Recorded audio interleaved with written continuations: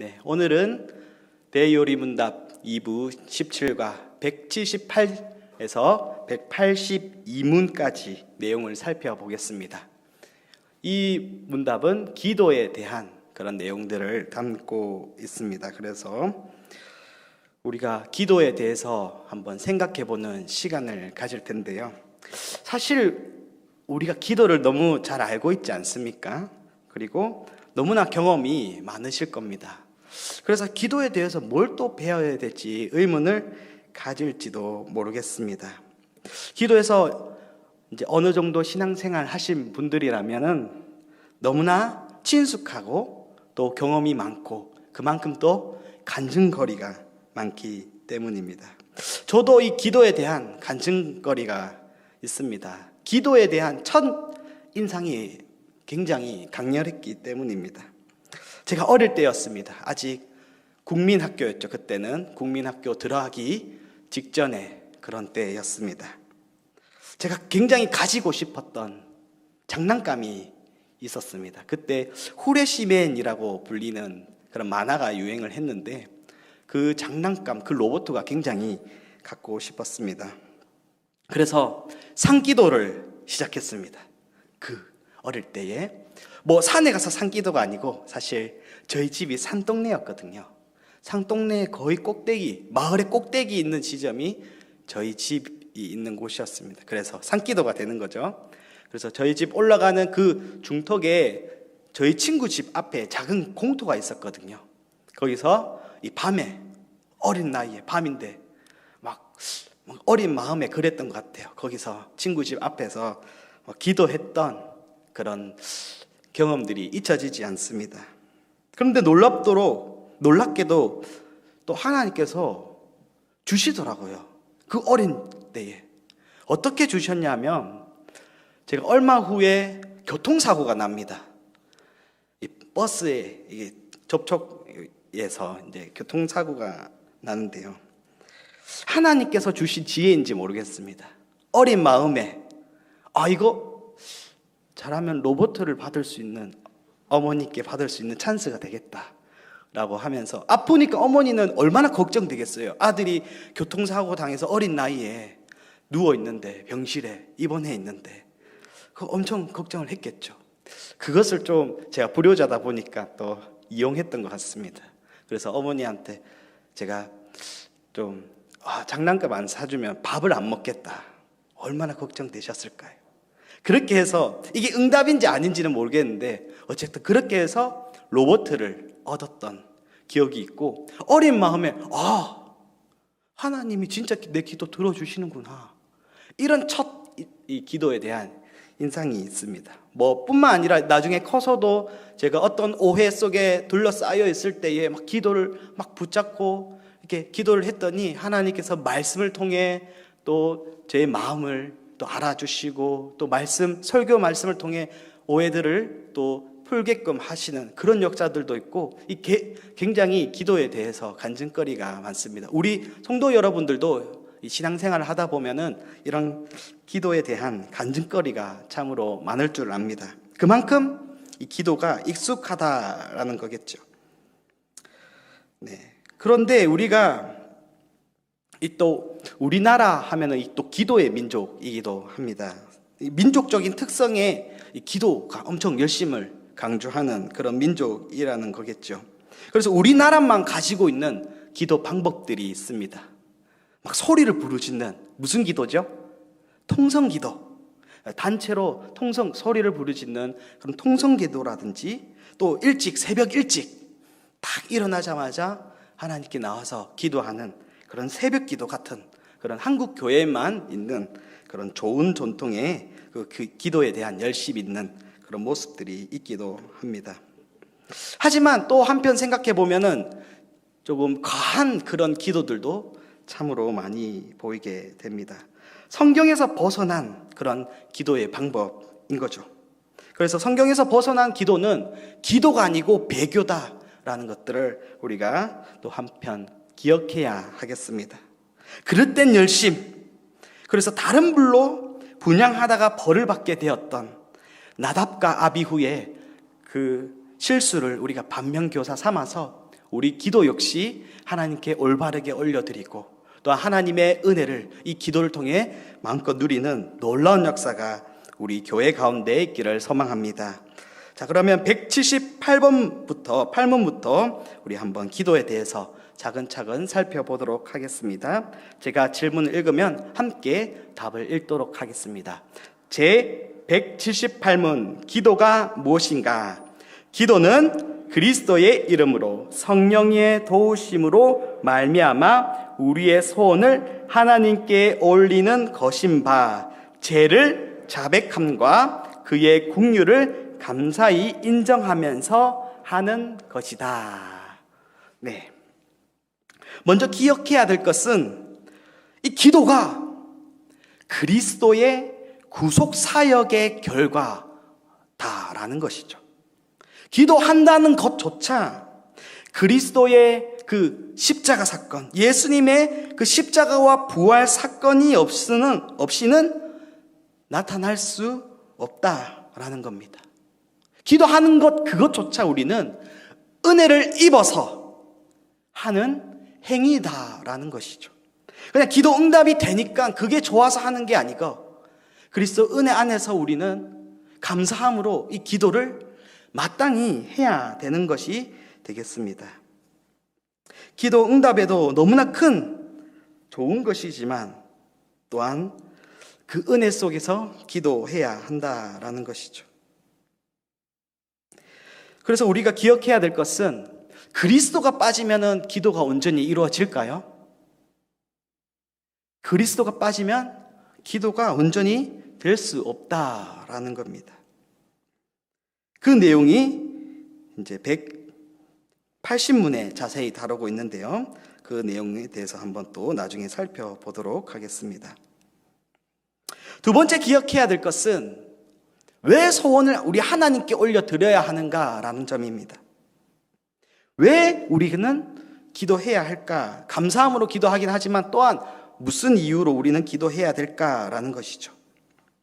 사실 이 질문은 모든 인간에게 내려진 보편적인 그런 현상을 통해서도 알 수 있습니다. 인간이 부족하다라는 것이죠. 우리 인간은 참으로 한계가 많은 그런 존재들입니다. 따라서 이 종교라는 것이 이 세상에 너무나 다양하게 만들어져 있습니다. 다들 기도를 합니다. 이 자연 앞에서 무기력한 인간은 자연을 대상으로 기도를 합니다. 햇님, 달님 하죠? 옛날 전통적으로도 그렇게 흘러나오고 있고 다른 나라를 가더라도 그 기도의 모습들을 우리는 볼 수 있습니다. 신비롭고 강렬한 힘을 드러내는 그 태양을 보고 태양신을 만들어냅니다. 번쩍번쩍 빛을 내며 비를 부르는 번개를 보고 제우스, 바알 같은 신들을 만들어냅니다.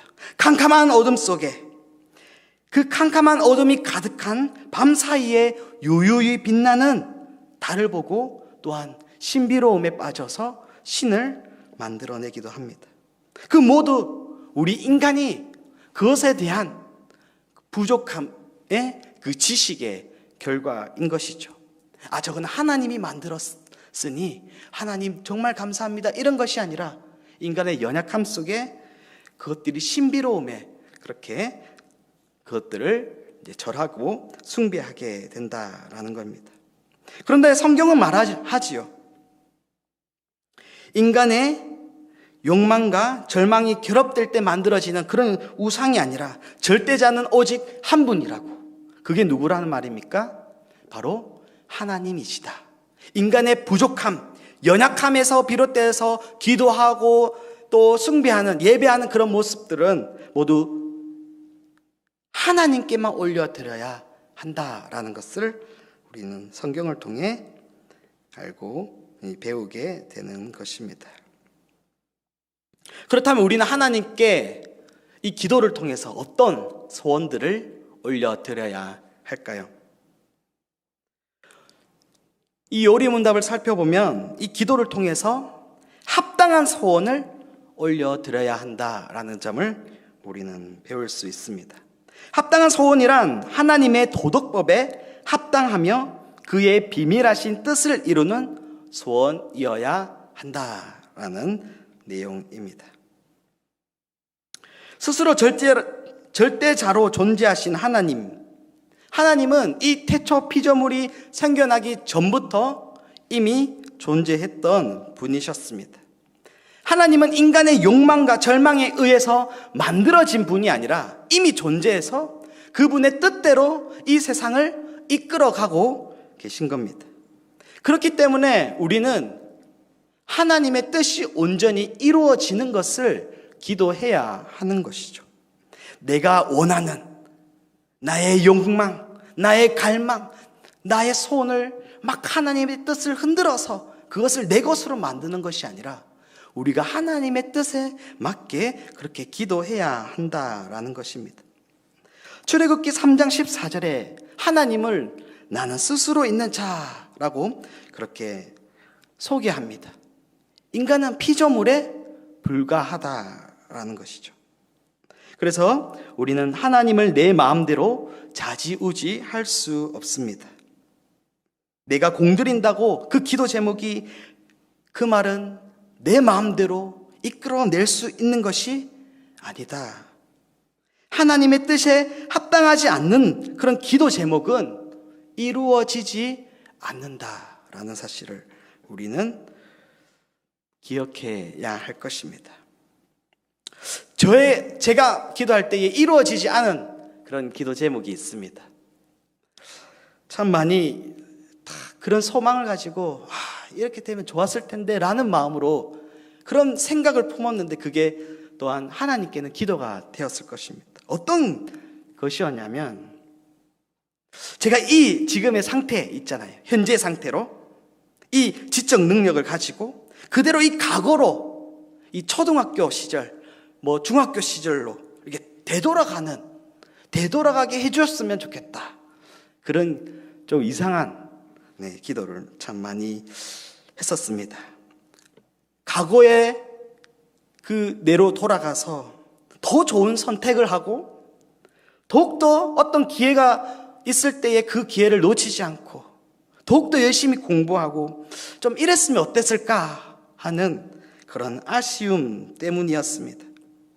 내 인생이 그렇다면 달라졌을 텐데 라는 그런 또 안타까움이 있기도 하겠습니다. 그런데 엉뚱한 기도 제목이죠. 시간을 되돌아간다는 것. 이게 아무리 간절하다도 이루어질까요? 이 시간을 역행해달라는 그 하나님의 섭리를 바꿔달라는 그런 이상한 하나님의 뜻에 어긋나는 그런 기도 제목 들어주시지 않겠지요. 하나님의 그런 시간의 섭리에 맞지 않기 때문입니다. 이것을 봤을 때에 우리는 하나님의 뜻에 맞지 않는 이러한 조금 엉뚱한 기도 제목, 때로는 어떤 분은 막 분노에 가득 차서 이렇게 기도하시는 분이 있습니다. 저 왼수 같은 사람 넘어져라, 사고가 나봐라, 이런 얘기를 했다, 하나님께 그렇게 기도한다 했을 때에 하나님이 들어주실까요? 그 기도 제목이 올바른 기도 제목이다 그렇게 할 수 있을까요? 하나님은 사랑의 하나님이신데, 그렇죠? 이런 것을 봤을 때 우리가 아무리 기도하더라도 하나님의 뜻에, 그 하나님의 도덕법, 그 사랑의 원칙에 의해서 어긋날 때는 그 기도가 이루어지지 않는다라고 우리는 기억해야 하겠습니다. 처음에는 너무나 감정이 휩싸여서 그렇게 기도할 수도 있겠지요. 하지만 우리는 감정을 추스리뜨리고 하나님, 이렇게 제가 연약합니다. 하나님, 참 제 자신은 불쌍하지요. 용서해 주세요. 하나님의 뜻에 모든 것을 맡기고 저는 사랑하렵니다. 저는 이해하렵니다. 이렇게 다시 기도 제목을 이렇게 돌이켜야 하겠지요. 이게 바로 성도다움, 하나님의 백성다운 그런 모습이다 할 수 있겠습니다. 우리는 하나님의 뜻에 귀를 기울여야 하는 것입니다. 자, 그렇다면 이러한 하나님의 뜻에 맞지 않는 기도 들어주지 않으실 때 우리가 어떻게 해야 할까라는 겁니다. 이 반응에 대해서 이 다니엘 세 친구가 너무나 좋은 그런 모범을 보여주고 있습니다. 다니엘서 3장을 보면은 다니엘의 세 친구 사드락과 메삭과 아벳느고가 등장하는데요. 이 일화를 소개하고 있습니다. 그들은 느부갓네살 왕이 그 섬기는 신에 대해서 절을 해라라는 명령을 듣습니다. 그리고 절을 하지 않는다는 이유 가지고 고발을 당하지요. 그 벌이 바로 풀물불, 맹렬히 타는 풀물불에 들어가는 것. 사람이 그 불타는 곳에 들어간다. 화형이죠, 화형. 느부갓네살 왕은 그들을 불러서 이 신상에 지금이라도 절을 한다면 내가 살려주겠다. 그렇게 요구를 합니다. 그때 사드락과 메삭과 아벳느고가 뭐라고 고백하는지 기억하십니까? 이렇게 말을 하지요. 하나님께서 우리를 건져내 주실 것입니다. 믿음의 고백을 드리고 있는 겁니다. 그런데 그 이유가 중요합니다. 그렇게 하지 아니하실지라도 우리는 왕의 신을 섬기지 않겠습니다. 그렇게 하지 않으셔도 우리의 기도를, 이 바람을 하나님께서 들어주시지 않으셔도 저는 이 신앙을 가지고 굽히지 않겠습니다 라는 그 신앙의 절대성을 고백하고 있는 겁니다.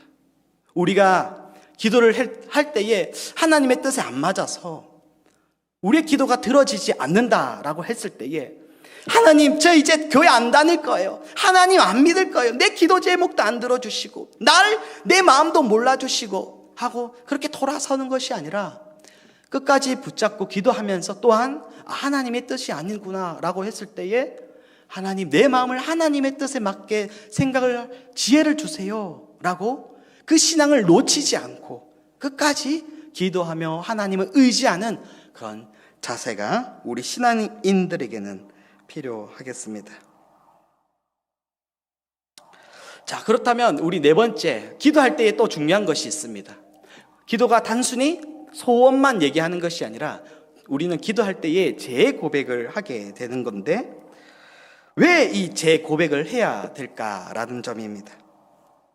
성경은 우리가 죄를 고백해야만 이 하나님께 나갈 수 있다라는 사실을 거듭 말씀하고 있습니다. 그래서 우리가 딱 기억해야 될 게 하나님께 우리의 연약함을 놓고 기도하잖아요. 그건 너무 중요합니다. 그런데 기도가 이 단순히 하나님께 우리의 소원을 이끌어내는 그런 통로가 절대 아니다라는 것이죠. 기도를 통해서 하나님의 응답을 받지만 또한 한편으로는 이 기도가 하나님과 만나는 그런 장소이자 하나님과 대화하는 것이다 라는 개념을 우리는 기억해야 하겠습니다. 그래서 우리 인간이 하나님을 만나게 될 때에 어떤 반응을 하게 됩니까? 성경을 보면은 하나님을 만날 때에 참 많은 성경 인물들이 반응을 나오는데 하나같이 하나님을 두려워하는 모습을 보게 됩니다. 심지어 나를 떠나소서 나는 죄인입니다 라고 고백하는 그런 성경 인물들도 많습니다.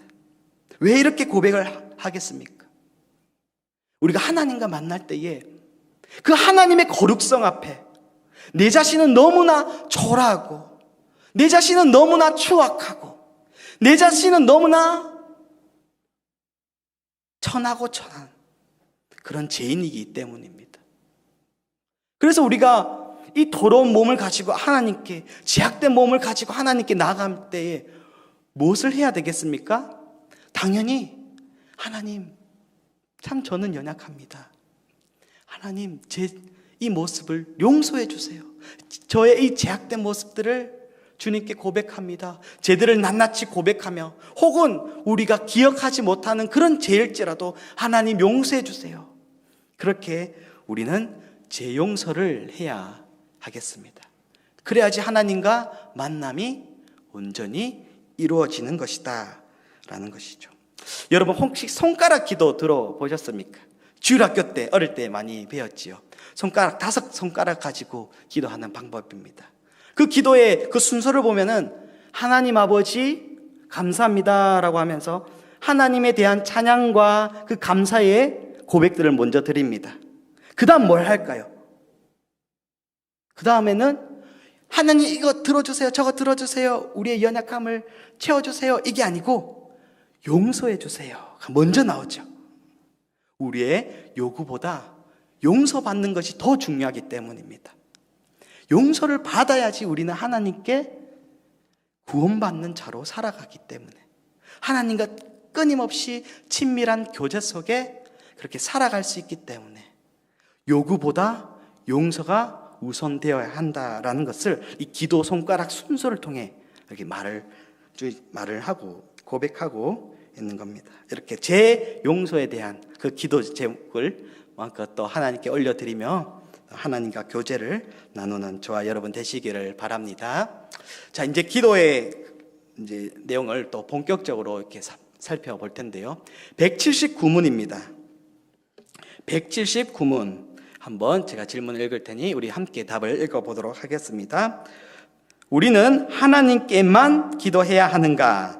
하나님만이 마음을 감찰하시고 우리의 요청을 들으시며 죄를 용서하시고 모든 사람의 소원을 들어주실 수 있으며 그만이 신앙과 예배의 대상이 되시므로 예배의 특정 부분에서의 기도는 오직 그에게만 올려야 하고 다른 누구도 기도의 대상이 되어서는 안 된다.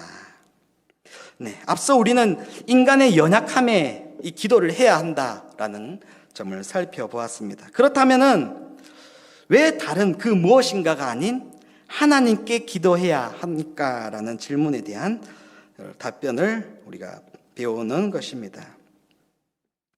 왜일까요? 세상에 기도할 그런 존재들이 많잖아요. 우상들 많잖아요. 그것들은 모두 절대자 신이 아니기 때문이겠죠. 당연한 일 것입니다. 그것들은 모두, 우상들은 모두 인간이 만든 그런 것에 불과하다라는 것이죠. 신상 형상을 만들어서 작업을 하는 그런 인간의 결과물이기 때문입니다. 이사야 2장 8절은 우상 숭배에 대해서 이렇게 말씀합니다. 그 땅에서는 우상도 가득하므로 그들이 자기 손으로 짓고 자기 손가락으로 만드는 것을 경배하며 천한 자도 절하며 귀한 자도 굴복하오니. 인간이 만들었다는 겁니다. 거짓된 것이랍니다. 오직 하나님만이 진짜 살아계신 하나님이기 때문에 우리는 하나님께만 기도해야 하겠습니다. 하나님만이 예배의 대상이 되고 하나님만이 우리의 기도에 응답해 주시는 전능하신 분이시다라는 것입니다. 그런데 이 세상을 이렇게 역사를 되돌아볼 때 이 하나님이 아닌 무엇인가 기도했던 그런 교회 역사 가운데서도 참으로 많았던 것을 우리는 기억해야 하겠습니다. 특별히 로마 가톨릭이 중세 시대에 많이 저질렀던 일인데요. 이 성자라는 사람, 거룩하게 막 엄청 이 업적을 높이 쌓았던 그런 인물들입니다. 이 성자를 통해서 하나님께 기도하는 그런 때도 있었고, 또 천사를 통해서 하나님께 나아가려는 그런 적도 있었습니다. 그거 모두 잘못되었다라는 것이죠. 우리는 모두 직접 기도할 수 있습니다. 직접 하나님께 나갈 수 있습니다. 누구를 통해서요? 예수님을 통해서. 누구든지 우리는 기도할 수 있습니다. 누구든지 하나님께 나갈 수 있는 겁니다. 그것을 꼭 기억하시길 바랍니다. 또한 우리 사회에 이 무신론이라는 것이 이렇게 등장을 하면서 이 기도에 대한 그런 예배 대상에 대한 하나님을 무시하는 그런 시대가 되었습니다. 그래서 인간이 무엇이든 할 수 있다라고 생각을 하는 거죠. 그래서 기도하지 않습니다. 하나님을 찾지 않습니다. 하나님을 의지 않는 그런 시대가 점차 되어져 버리고 있습니다. 참으로 안타까운 그런 순간이 아닐 수 없습니다. 우리 또 젊은 층에서는 이런 기도에 대한 부분들이 점차 그 열심히 사라지고 있다라는 점에서 이런 색깔, 이 사회의 분위기를 우리는 엿볼 수 있게 합니다. 엄청나게 많이 발전된 과학기술, 인간이 이제 눈에 보이지 않는 그 바이러스가 어떻게 생겼는지조차 찾아내는 그런 기술을 우리가 가지고 있다. 그래서 생활의 편의도 누리고 그 과학 기술이 발달하니까 뭐든지 할 수 있을 것만 같은 그런 자만감이 우리를 또 지배하고자 합니다. 그런데 이 시대 속에 우리는 과연 이런 기술이 하나님에 없다고 하는 그런 것을 증명할 수 있을까라는 것이죠. 그리고 이 사회의 현상을 볼 때에 우리가 인간이 그렇게 뭐든지 할 수 있는 것처럼 능력이 있는가라는 겁니다. 이 코로나 바이러스, 이 사회 여러 문제들 다 인간이 얼마나 연약한지를 알 수 있게 하는 대목 아니겠습니까? 우리 인간은 늘 한계가 있다라는 것을 기억하시고 절대자 하나님을 의지하며 또 날마다 우리의 신앙이 자라나는 귀한 역사가 나타나길 소망합니다. 그렇다면 하나님께 어떻게 나갈 수 있을까라는 질문, 우리 아까 그리스도를 통해서 나갈 수 있다고 배웠는데요. 그 질문에 대합 우리 한 번 더 내용을 살펴보도록 하겠습니다. 180문입니다. 그리스도의 이름으로 기도한다는 것은 무슨 뜻인가? 그리스도의 이름으로 기도한다는 것은 그의 명령에 순종하고 그의 약속들을 신뢰하며 그의 공로를 힘입어 긍휼을 간구하는 것이다. 이것은 단순히 그의 이름을 언급하는 것으로 그치지 않고 기도할 때에 실제로 그리스도와 그의 중보를 통해 기도할 용기를 얻고 담대함과 능력과 기도의 응답에 대한 소망을 얻는 것이다. 그리스도인의 기도는 다른 세상의 기도와 차이가 있습니다. 어떤 차이가 있을까요? 바로 중보자 예수님을 통해서 하나님께 기도를 올린다라는 그런 차이가 있습니다. 오직 예수 그리스도, 이 중보자 예수님을 통해서만이 우리는 하나님께 기도할 수 있습니다. 믿음만 있다면, 예수 그리스도에 대한 믿음만 있다면 가능한 것입니다. 그런데 잘못된 기도는 아까 말씀드렸다시피 그리스도가 아닌 다른 것을 통해서 성자, 천사, 하나님이 없다고 하는 그런 과학을 통해서도 그런 것들을 이제 잘못된 기도를 할 수 있게 되겠죠. 우리는 그런 것들에게 이끌려서는 안 될 것입니다. 그리고 우리는 기도도 변질될 수 있다라는 사실을 주의해야 할 것입니다. 오직 예수 그리스도를 통해서 오직 감사하는 그 마음, 그 은혜를 받은 그 자격을 통해서만이 우리가 하나님께 나아가야 한다라는 것이죠. 또한 우리의 마음에 나태한 마음과 기도하지 않는 그런 잘못들 역시 이런 범주 아래에 포함되겠습니다. 하나님과의 관계가 소홀해지려고 하는 마음 역시 우리가 경계하면서 우리는 기도해야 한다라는 그런 것들을 우리는 기억해야 합니다. 그렇다면 우리는 왜 그리스도의 이름으로 기도해야 하는가, 그 내용에 대해서 한번 또 살펴보겠습니다. 제가 질문을 읽겠습니다. 우리는 왜 그리스도의 이름으로 기도해야 하는가? 사람의 죄 및 그로 인해 생긴 하나님과의 괴리가 심히 크므로 인간은 중보자 없이는 하나님께 나갈 수 없는 바, 천하의 그리스도 한 분밖에는 그 영광스러운 중보 사역을 맡았거나 감당하기에 적합한 자가 없으므로 우리는 오직 그의 이름으로만 기도할 수 있다. 아까 잠깐 살펴보았는데요. 하나님과 사람 사이에 왜 거리가 멀어지게 되었을까요?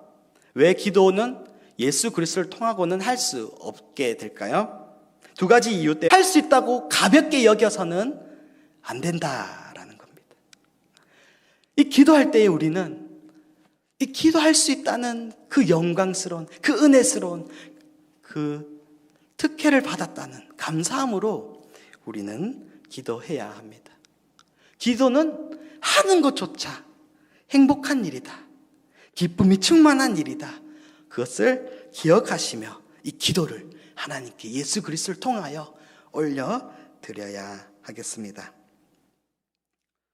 자, 우리 182문 우리는 연약하다고 했는데에 그렇다면은 우리의 연약함으로 끝나는 것인가에 대한 그런 답변을 한번 살펴보도록 하겠습니다.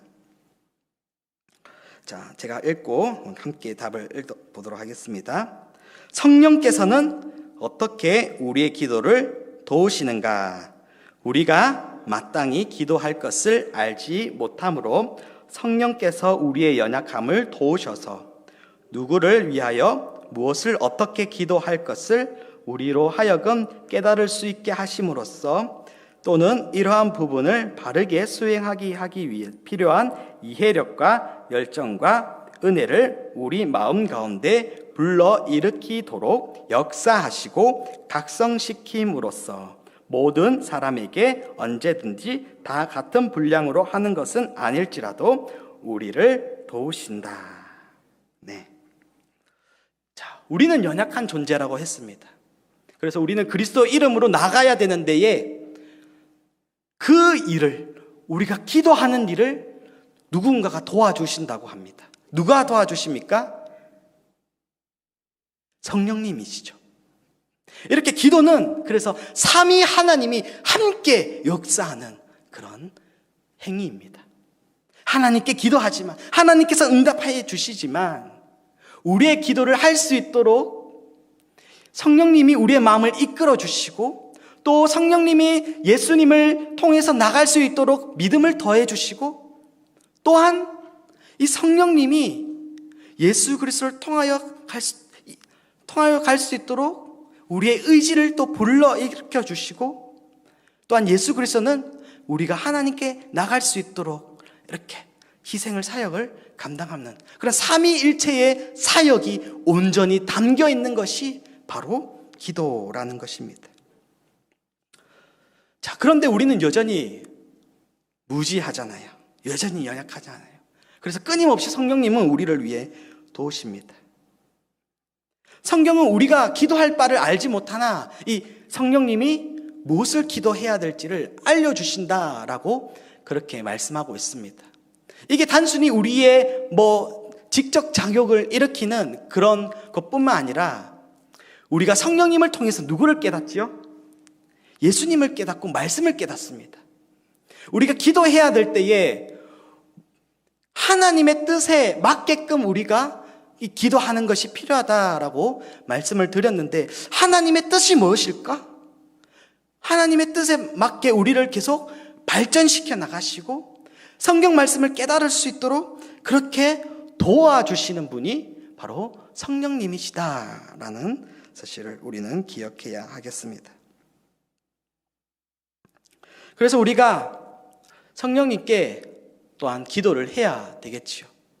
하나님, 제 기도가 저의 바램으로 그냥 하나님께 일방적으로 전달되는 것이 아니라 제가 만약에 하나님의 뜻에 대해서 오해를 하고 있다면 하나님, 제가 오해하지 않도록 인도해 주세요. 이런 기도지. 하나님 뜻에 대한 그것을 알기 위한 우리는 그런 기도를 또한 드려야 한다라는 것입니다.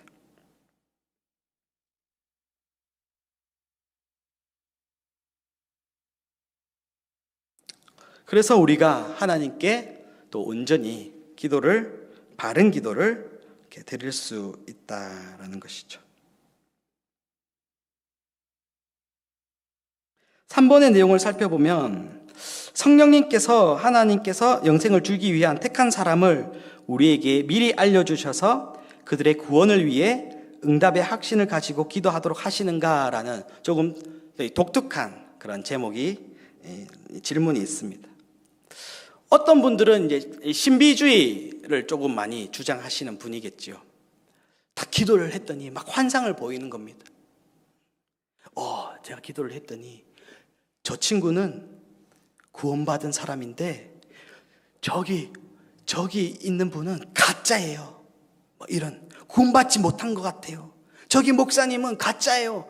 이런 혹시 그런 이 인터넷에 상당히 많더라고요. 그런 댓글 혹시 보신 적 있습니까? 어떤 목사님이 어떤 이렇게 말씀을 증거하고 설교를 하시는데 자기의 그 생각과 맞지 않는다고 하면서 그렇게 생각해서인 것 같아요. 저 목사님의 설교는 참 거짓된 주장입니다. 저거는 성경 말씀도 모르시네요. 가짜 목사님이 이렇게 얘기하는 그런 댓글들도 참 많은 것을 보았습니다. 그런데 이 3번의 내용 따라서 바로 그러한 댓글들, 그런 내용들, 저분은 구원받았고 저분은 구원받지 못했고 이런 같은 성도에도 불구하고 그렇게 얘기한다는 것은 그 기도가 잘못되었다라는 것을 우리는 이 3번을 통해서 알 수 있습니다. 누가 택한 사람인지는 오직 하나님만 아시며 기도나 어떤 방법으로도 이 택자의 실제적인 구원에 대한 정보를 미리 알 수 없다라는 거죠. 그래서 우리는 단정적으로 생각해서는 안 된다. 기도가 우리의 생각이 앞서는 그런 것이 되어서는 안 된다라는 것을 또한 기억해 주셨으면 좋겠습니다. 이런 기도는 성령님의 도우심은 또한 사람마다 다르다라는 차이가 있습니다. 사람마다 모두 똑같은 방식으로 똑같은 은혜로 주시는 것이 아니라 성령님의 사역은 동일한 수준으로 이런 것이 아니라 어떤 사람은 좀 일찍 주셔도 어떤 사람은 좀 늦을 수도 있고 어쨌든 하나님이 가장 좋다고 생각할 그때에 하나님의 뜻에 맞게 그것들이 이루어지게 된다. 그 분량의 수준은 사람마다 다르다. 그래서 우리가 조급하는 것이 아니라 더욱더 하나님을 붙잡고